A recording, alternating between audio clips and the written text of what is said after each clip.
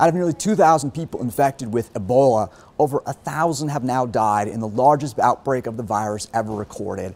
But it turns out there's a drug that in lab experiments showed promise in treating monkeys infected with the disease. It's not known yet whether ZMapp can help humans suffering from Ebola.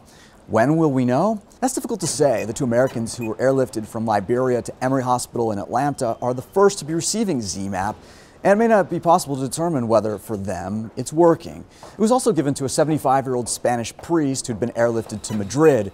He died.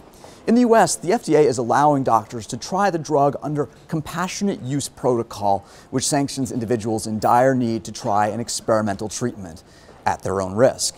It will need to be tested more widely in humans before researchers can tell if it works. What about the hundreds of people dying in Africa? The Liberian government, after expressing concern that only the Americans were getting the drug, while nearly 600 of its infected citizens were not, is receiving 3 batches of ZMapp. Just 3?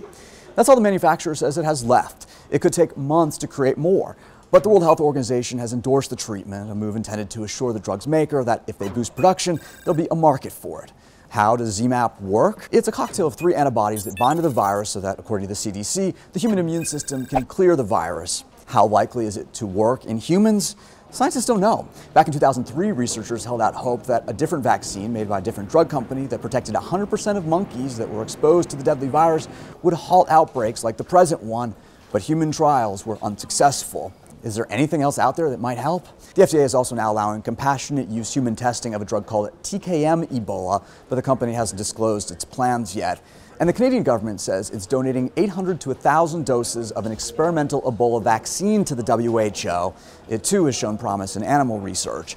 But at this moment, ZMapp, in FDA terminology, is the only emergency investigational new drug being tried, and by only a few Ebola victims. That's the short answer.